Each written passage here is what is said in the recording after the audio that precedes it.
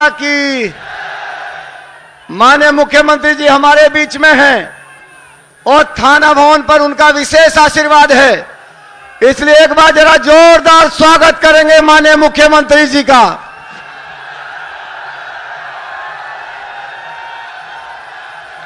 उत्तर प्रदेश के यशस्वी मुख्यमंत्री योगी आदित्यनाथ जी, हमारे बहुत ही लोकप्रिय नेता आदरणीय वीके सिंह जी, आप थोड़ी देर शांत हो जाओ। आदरणीय हमारे सांसद प्रदीप चौधरी जी,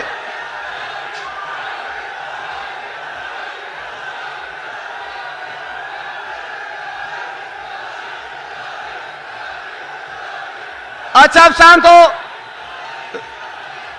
भारत माता की। अब मुख्यमंत्री जी बोलेंगे, जरा रुको थोड़ी देर, सुनो थोड़ी देर, सुनो शेखर, सुनो थोड़ी देर।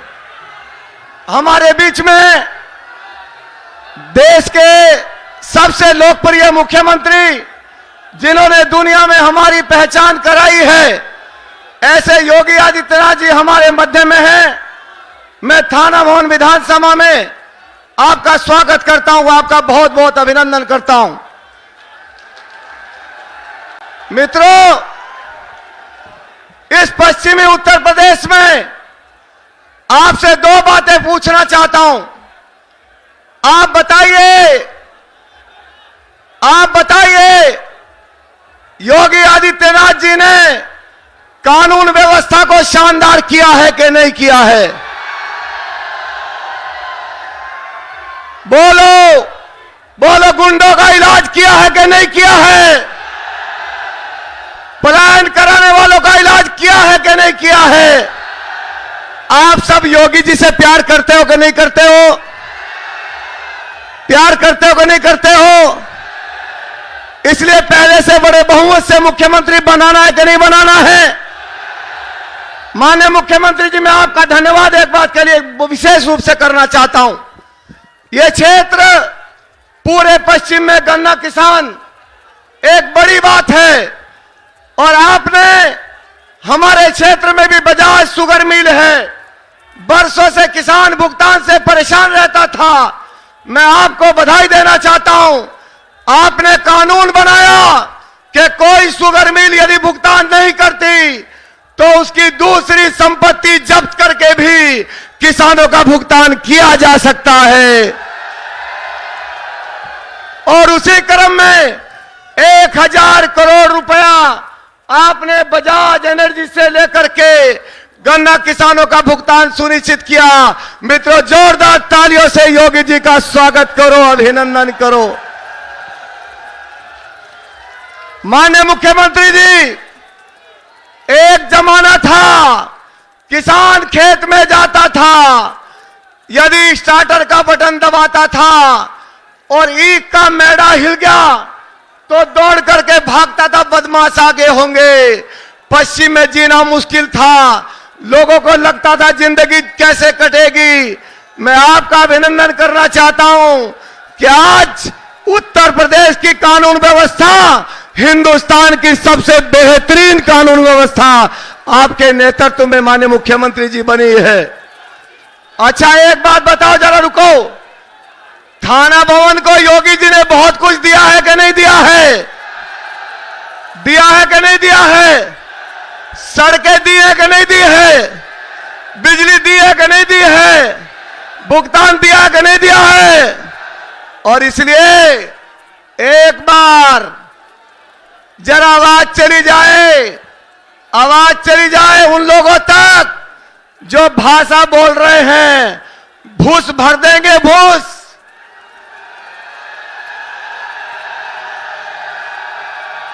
अच्छा क्या बोला? बोले घूस भर देंगे।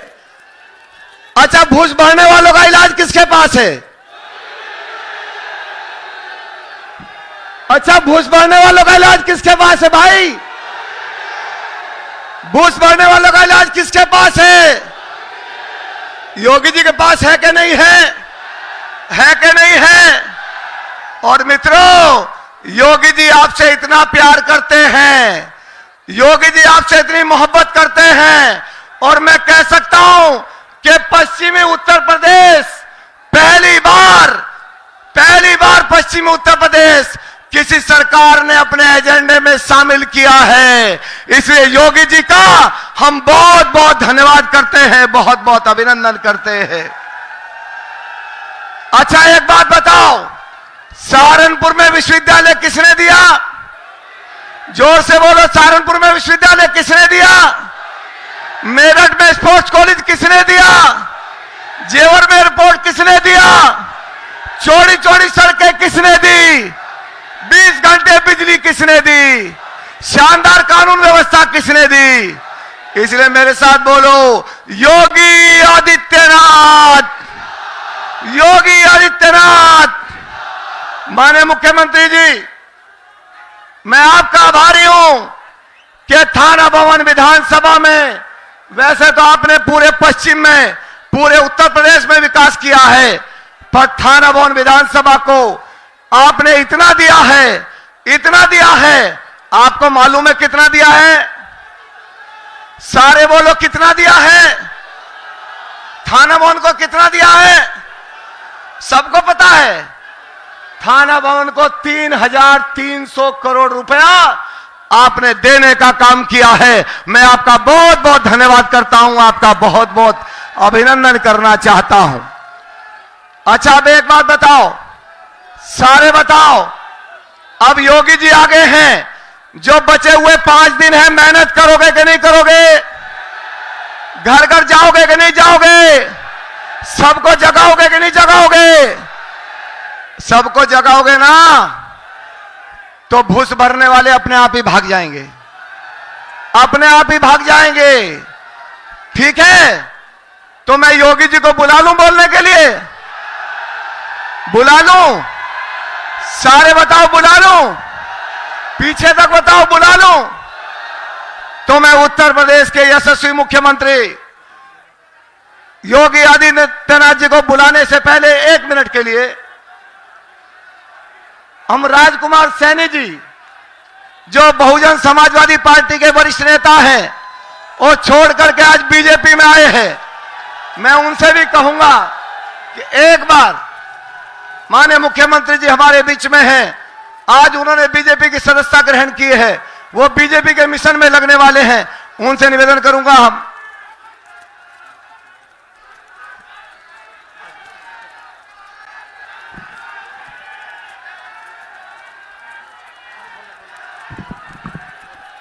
मंच पर मंचासीन उत्तर प्रदेश के यशस्वी एवं लोकप्रिय परम आदरणीय मुख्यमंत्री जी हमारे बीच में पश्चिमी उत्तर प्रदेश में अपनी विशेष पहचान रखने वाले गन्ना मंत्री आदरणीय श्री सुरेश राणा साहब, कैराना क्षेत्र से हमारे सांसद श्री प्रदीप चौधरी साहब, जनरल वीके जी, वीरेंद्र सिंह जी, सम्मानित साथियों, मंचासीन सभी हमारे नेतागण, साथियों, मैं 27 साल से बहुजन समाज पार्टी में था। एक बहुत बड़ा बोझ आज मैं बहुजन समाज पार्टी को छोड़ करके भारतीय जनता पार्टी की मुझे सदस्यता ग्रहण आदरणीय मुख्यमंत्री जी ने कराई है।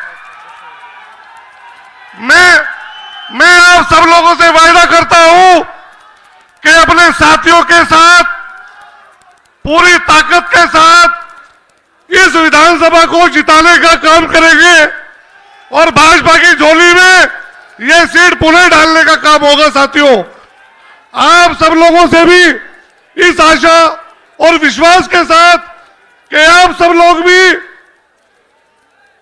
उन लोगों का इलाज करने का काम करेंगे। अगर कोई ऊक चूक हो गई साथियों, तो वो दंगाई हावी हो जाएंगे यहाँ पर थाना भवन विधानसभा क्षेत्र में। तो आप सब लोग भारतीय जनता पार्टी के प्रत्याशी आदरणीय सुरेश राणा जी को भारी मतों से जिताने का काम करेंगे। अपनी बात समाप्त करता हूं। वंदे मातरम।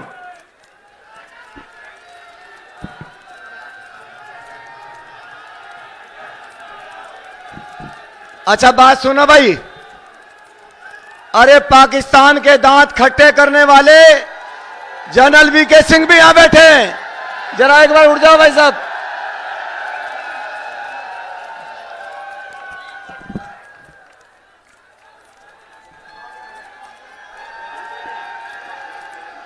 एल्पाइन विद्यालय परिवार की तरफ से और इस समूची विधानसभा की तरफ से आदरणीय कैबिनेट मिनिस्टर सुरेश राणा जी मुख्यमंत्री जी को स्मृति चिन्ह भेंट कर सम्मानित कर रहे हैं।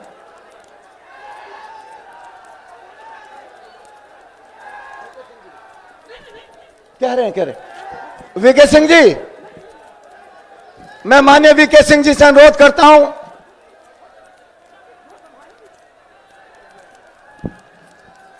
आज हमारे माननीय आदरणीय और बहुत ही यशस्वी उत्तर प्रदेश के मुख्यमंत्री योगी आदित्यनाथ जी आए हैं और आपसे सिर्फ दो चीजें कहने के लिए आया हूं।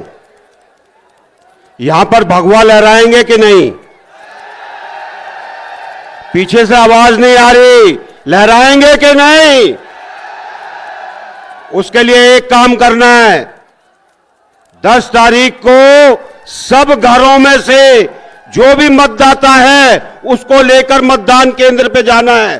करोगे? करोगे? एक बार जोर से भारत माता का नारा लगाएंगे ताकि मुझे पता चले कि आप कर पाएंगे कि नहीं। भारत माता की, भारत माता की। बहुत बहुत धन्यवाद। जय हिंद। आदरणीय सांसद प्रदीप चौधरी जी। बोलो भारत माता की, भारत माता की। उत्तर प्रदेश के यशस्वी मुख्यमंत्री आदरणीय योगी आदित्यनाथ जी, हमारे भारत सरकार के मंत्री आदरणीय वीके सिंह जी और हमारे स्थानाबंद विधानसभा से हमारे प्रत्याशी भाई हमारे सुरेश राणा जी, उत्तर प्रदेश सरकार में पूर्व मंत्री रहे वीरेंद्र सिंह जी और मंचासीन हमारे भारतीय जनता पार्टी के सभी वरिष्ठ साथियों, नौजवान भाइयों, साथियों, बहुत लंबा समय आप लोगों के बीच में नहीं लूंगा। केवल इतना कहना चाहता हूं, आप लोगों से मेरा अनुरोध है कि माननीय मुख्यमंत्री जी का भव्य स्वागत करने के लिए आप लोगों से अनुरोध है कि खड़े होकर के एक बार तालियों से उनका स्वागत करने का काम करेंगे। और मैं अपना अनुरोध केवल इतना करना चाहता हूं, आने वाली 10 तारीख को एक एक मत भारतीय जनता पार्टी के पक्ष में भाई सुरेश राणा जी को डालने का काम आप लोग करेंगे और माननीय मुख्यमंत्री जी को सुनने के लिए आप लोग यहां बड़ी संख्या में उपस्थित हैं, उनका अभिनंदन करने का काम करेंगे और उनके विचारों को सुनकर के जगह जगह तक अपने बात को पहुंचाने का काम करेंगे और अपना पूरा समय माननीय मुख्यमंत्री जी को देते हुए आप लोगों से यही अनुरोध है, भारी संख्या में फिर से उत्तर प्रदेश में बहुमत के साथ अपनी सरकार बनाने में अपना बहुमूल्य योगदान देने का काम आप लोग करें। इन्हीं शब्दों के साथ बहुत बहुत धन्यवाद, बहुत बहुत अभिनंदन। अच्छा, एक वो गीत कौन सा चल रहा है? अरे कौन सा गीत चल रहा है? वो क्या गीत है वो भाई? क्या गीत है बोलो? अब मैं बुला रहा हूं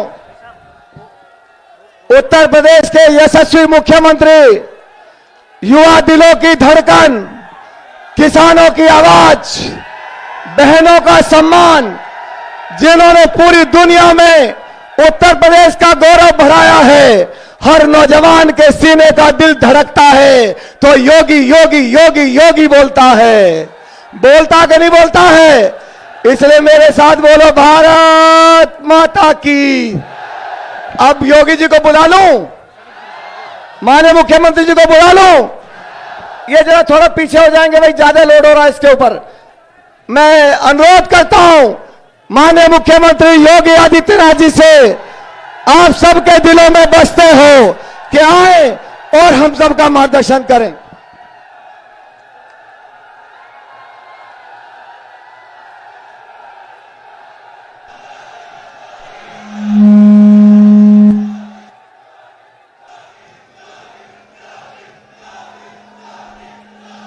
आज के इस कि वोटर संवाद कार्यक्रम में मंच पर उपस्थित केंद्रीय मंत्री जनरल वीके सिंह जी,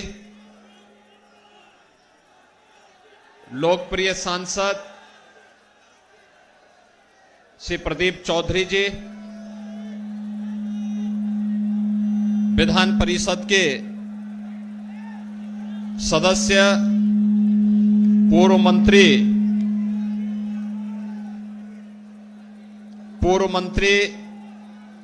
चौधरी वीरेंद्र सिंह जी,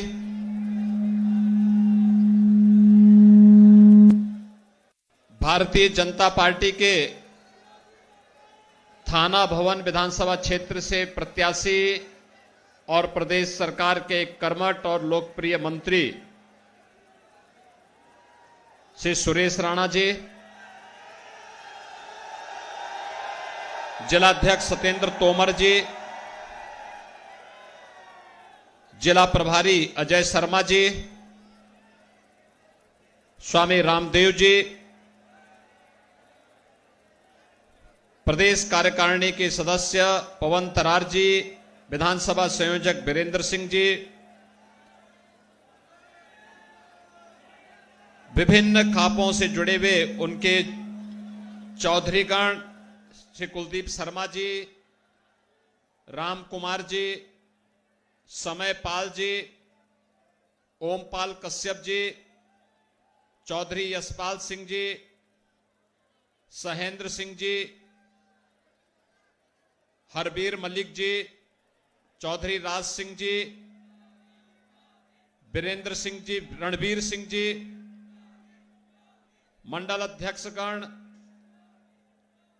योगेंद्र जी, ऋषिपाल फौजी जी, राकेश राणा जी, भूपेंद्र सिंह जी, पृथ्वी सिंह पांचाल जी, नरेश सैनी जी, धर्मेंद्र कुमार जी, घनश्याम गर्ग जी, जोगेंद्र चौहान जी, नीरज सैनी जी, सुखबीर सिंह जी, अग्निवेश कश्यप जी, अनुज सैनी जी और उपस्थित सभी भारतीय जनता पार्टी और सड़क खाप से जुड़े हुए सभी पंचायतों के हमारे अध्यक्ष और अन्य पदाधिकारीगण, भाइयों बहनों, मैं श्री राजकुमार सैनी जी का, जिन्होंने आज यहां पर भारतीय जनता पार्टी के संवाद कार्यक्रम में भारतीय जनता पार्टी के प्रत्याशी को जिताने का संकल्प लिया है।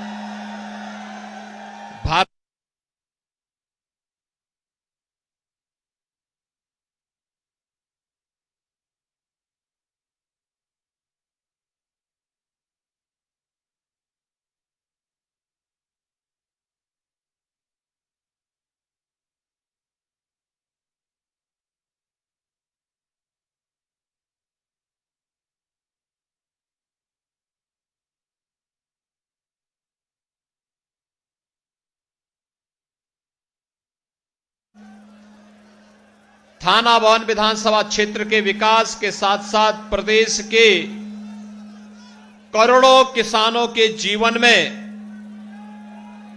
परिवर्तन लाने का जो कार्य श्री सुरेश राणा जी के नेतृत्व में उत्तर प्रदेश हुआ है, सपा और बसपा की सरकार में उत्तर प्रदेश चीनी उत्पादन में तीसरे स्थान पर चला गया था। लेकिन भाइयों बहनों, पिछले 5 वर्ष के अंदर उन्होंने जो मेहनत की, बंद पड़ी चीनी मिलों को चलाने का कार्य किया,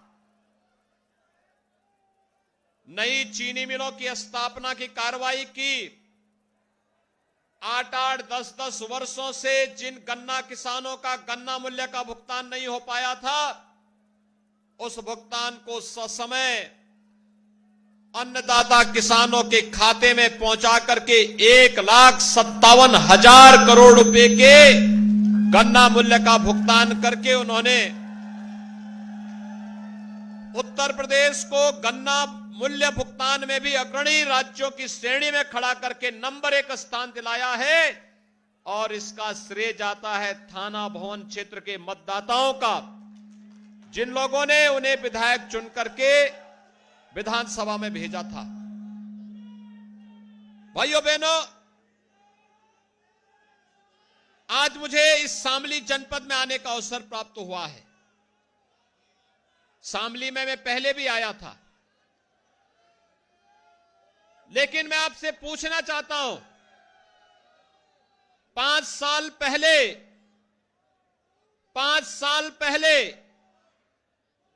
थाना भवन हो, शामली हो, मुजफ्फरनगर हो, कैराना हो, कांदला हो, क्या स्थितियां थी यहां की? गंभीर सुरक्षा का संकट था, कानून व्यवस्था बदहाल थी, न बेटी सुरक्षित थी, न अन्नदाता किसान सुरक्षित था। नौजवान के भविष्य के साथ खिलवाड़ होता था, अराजकता चरम पर थी। और भाइयों बहनों, उन विषम परिस्थितियों में जब प्रधानमंत्री मोदी जी के आह्वान पर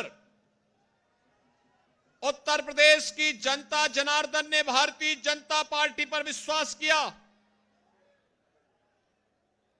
भारतीय जनता पार्टी की सरकार बनाई, तो भाइयों बहनों, भारतीय जनता पार्टी की डबल इंजन की सरकार ने उत्तर प्रदेश के अंदर सुरक्षा का एक वातावरण दिया। आज कैराना से पलायन नहीं होता, कांदला से पलायन नहीं होता। आज उत्तर प्रदेश और शामली जनपद प्रगति करता है, अपराधी यहां से पलायन करते हैं।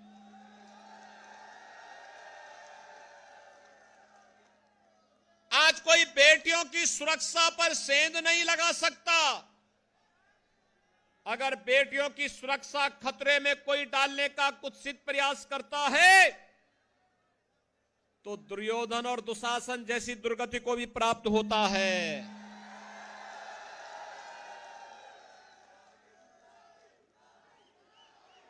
अब दंगे नहीं होते। भाइयों बहनों, अब उत्तर प्रदेश में दंगे नहीं होते। अब उत्तर प्रदेश में कावड़ यात्रा निकलती है, कावड़ यात्रा। अब व्यापारियों के ऊपर कोई पेशेवर माफिया और अपराधी बम नहीं फोड़ सकता, बल्कि हमारे गांव का व्यक्ति बम बम हर हर बम बम बोल करके भगवान शिव की कावड़ यात्रा में शामिल होता है। ये फर्क साफ दिखता होगा ना। ये दंगाई कहां चले गए? 5 वर्ष तक बिलों में घुसे थे या दूसरे लोग की यात्रा में निकल गए थे, फिर से उनको लाने का प्रयास किया जा रहा है। क्या फिर से दंगाइयों को आने का रास्ता देंगे? क्या ये दंगाई फिर से सत्ता में आने चाहिए? लेकिन भाइयों बहनों, ये 2 लड़कों की जोड़ी तो फिर से वही करना चाहती है। इनकी टिकट देने की सूची देखी आप लोगों ने? छठे छटाए अपराधी और दंगाई उनकी सूची में अग्रणी स्थान यानी अग्रिम पंक्ति पर खड़े हैं और गलतफहमी के शिकार हैं, गफलत में हैं। उनको ये लगता है कि टिकट देने से सब कुछ हो गया। टिकट देने से कुछ नहीं होगा। और मैं फिर उनको बोलने के लिए आ जाया हूं, ये टिकट से कुछ नहीं होने वाला है। अपनी गर्मी शांत करके रखो, नहीं तो 10 मार्च के बाद एक गर्मी शांत हो ही जाएगी।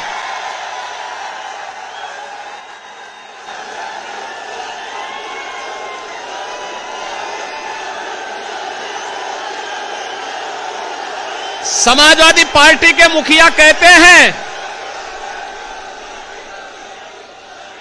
समाजवादी पार्टी के मुखिया कहते हैं कि उनका खून गर्म है। मैंने कहा ये खून तो 5 साल पहले ही प्रदेश की जनता शांत कर चुकी है। अगर सचमुच खून गर्म होता तो मुजफ्फरनगर का दंगा भी नहीं होता।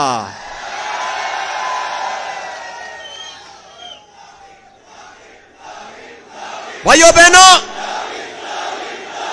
मैं तो आज आपसे यही कहने के लिए आया हूं, जब सोच ईमानदार होती है तो काम दमदार होता है। आपको दमदार सरकार चाहिए या दुमदार सरकार चाहिए? तो भाजपा की सरकार तो दमदार सरकार थी और दंगाइयों के सामने झुकने वाले लोग दुमदार थे। दुम दगा करके चुपचाप छुप गए थे। याद करिए जब मुजफ्फरनगर का दंगा हो रहा था, कैराना से पलायन हो रहा था, ये लोग लखनऊ से दंगा करवा रहे थे और दिल्ली वाला लड़का तमाशा देख रहा था।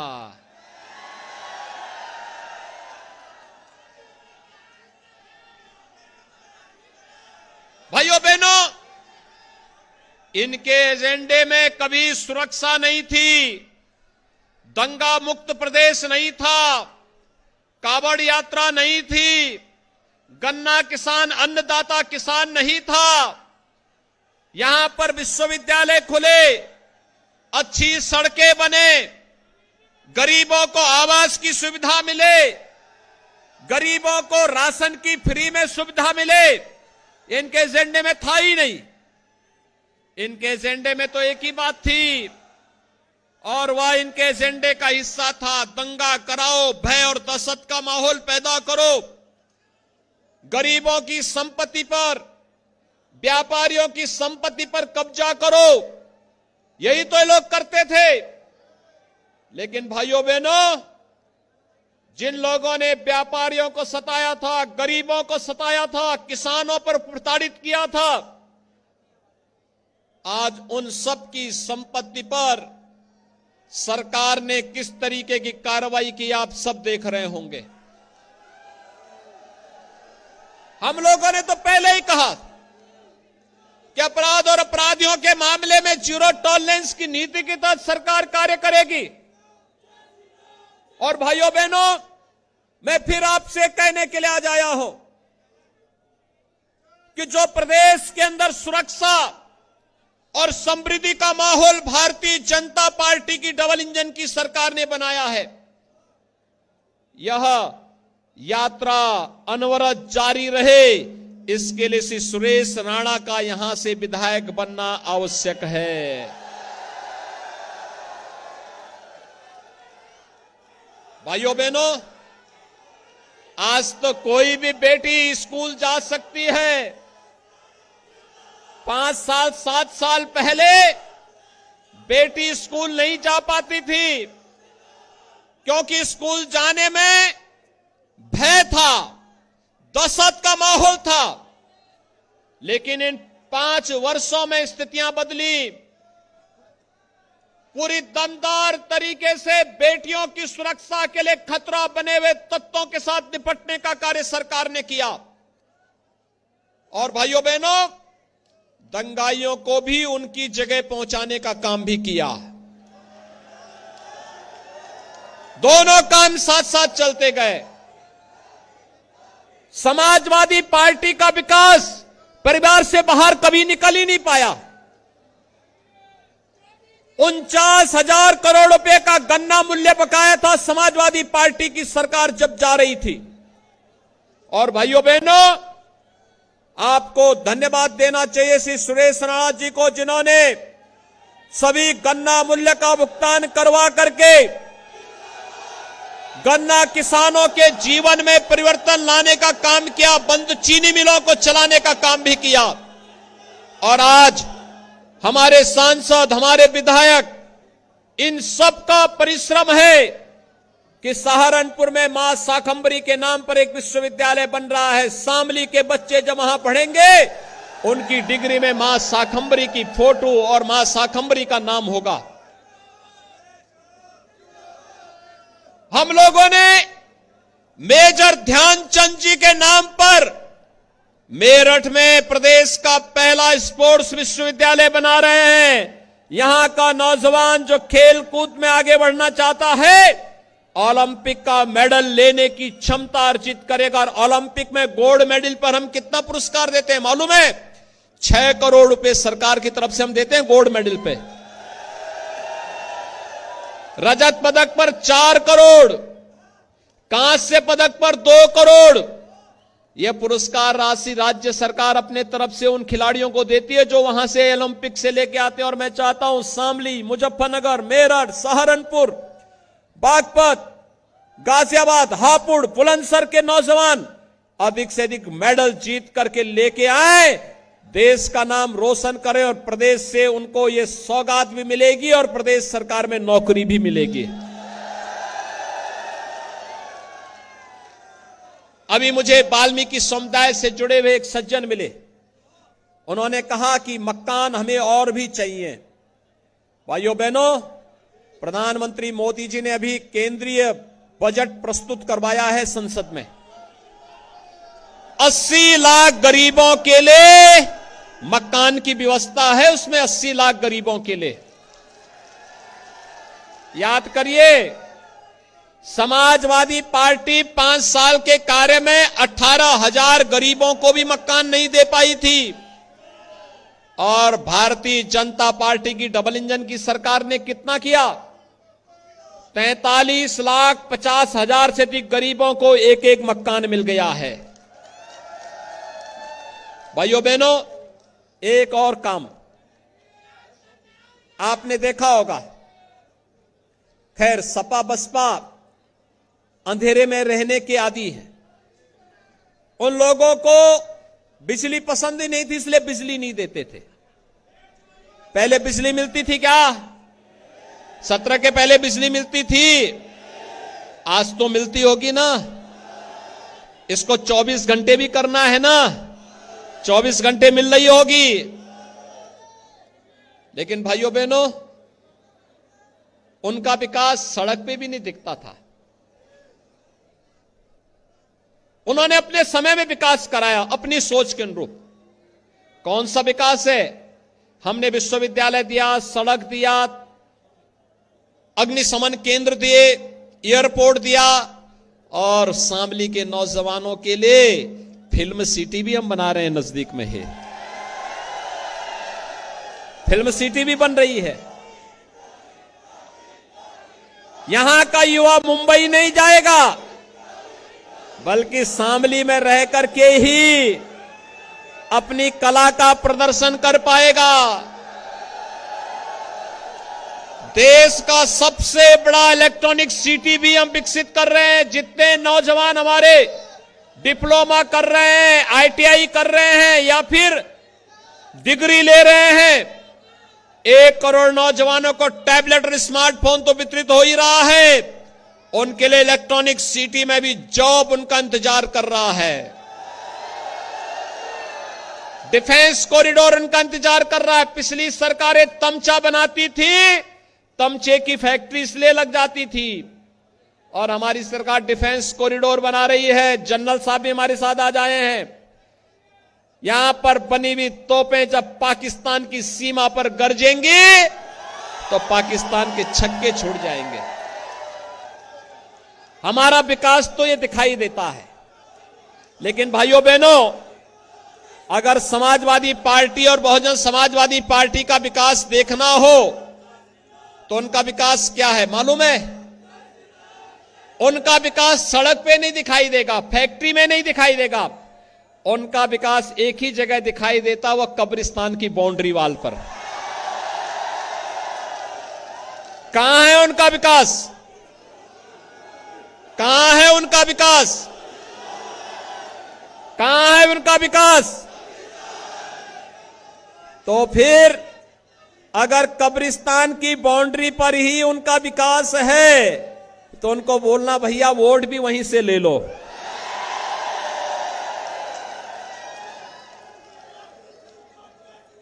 और हमारा विकास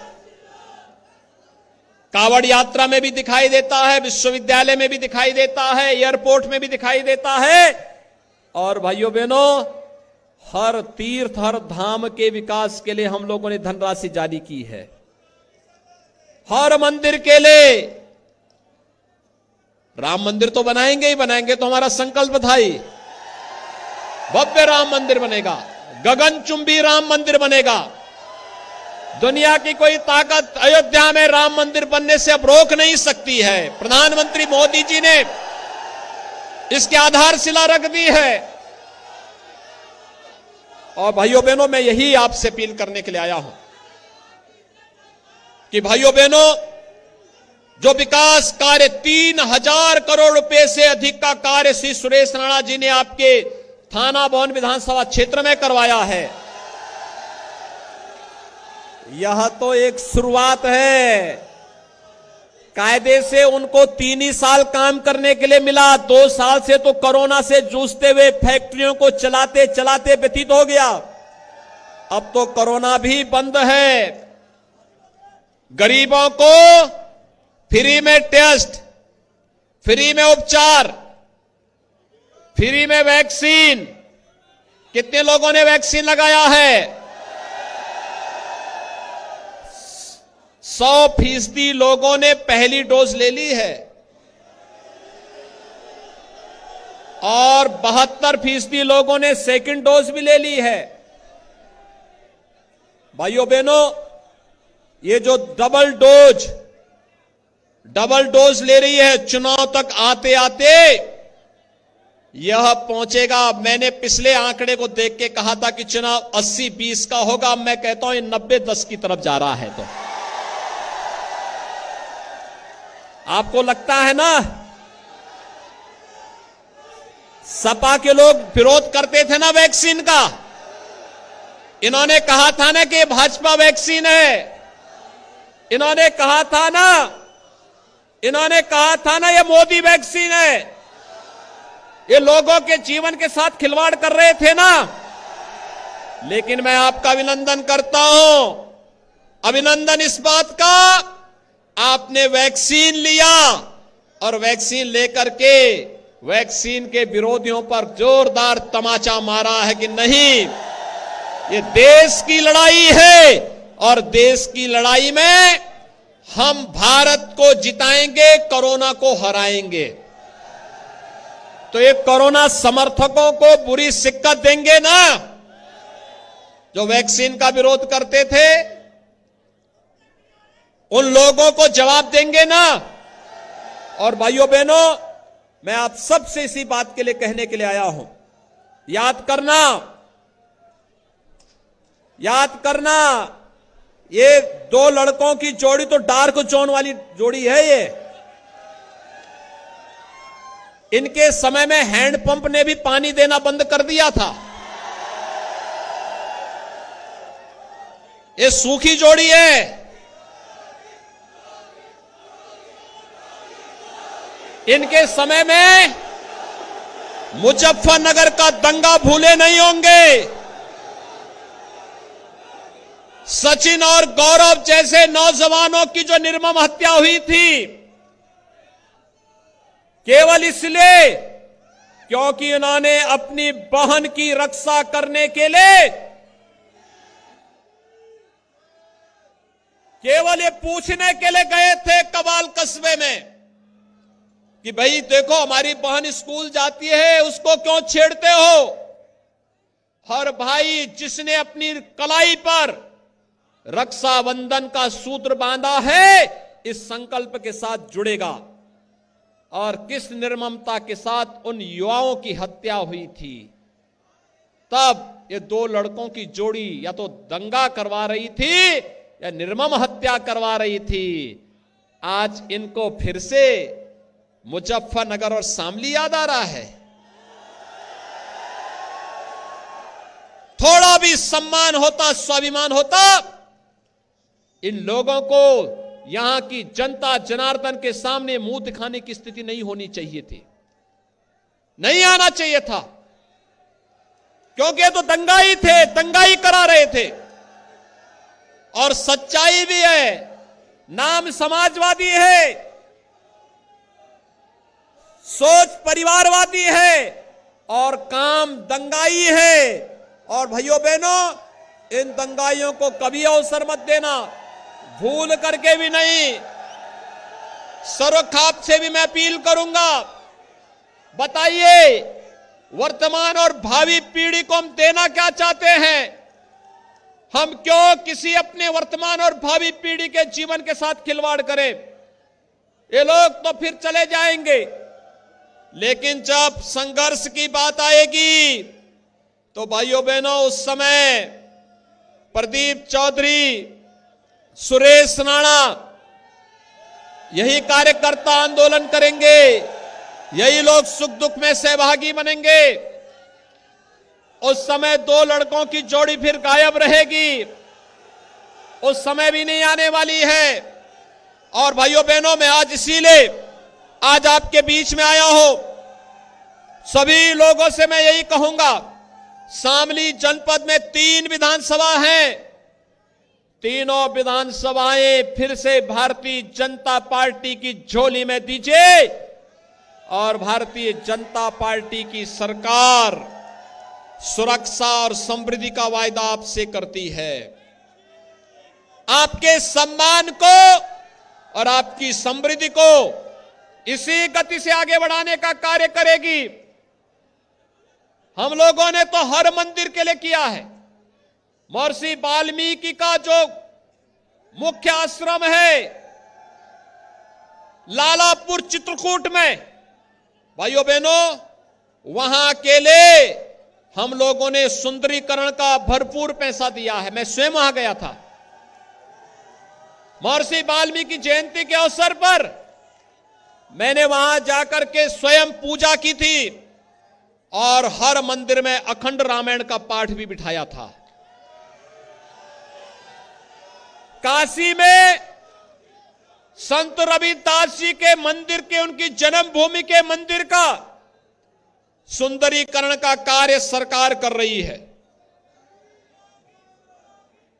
हमने यहां पर सुख तीर्थ में सुंदरीकरण का कार्य सरकार कर रही है। भाइयों बहनों, हर धामों के पुनरुद्धार और सुंदरीकरण के कार्य के साथ सरकार जुड़ करके कार्य कर रही है। और इसीलिए आज मैं आपसे अपील करने के लिए आया हूं कि जो कार्य सुरक्षा और सम्मान का एक अभियान यूपी के अंदर चला है, आप सब इस अभियान को आगे बढ़ाने के लिए थाना भवन विधानसभा सीट से अपने एक कर्मठ और यशस्वी विधायक को फिर से अवसर दे करके यहां के विकास के क्रम को तेजी के साथ आगे बढ़ाने का कार्य करेंगे। यही अपील करने के लिए आज मैं आपके बीच आया हूं। आप सभी लोग मेरे बातों से सहमत हैं? सभी लोग दोनों हाथ उठा करके बोलेंगे, जहां तक मेरी आवाज जा रही है, दोनों हाथ उठा करके मेरे साथ बोलेंगे, भारत माता की, भारत माता की, भारत माता की।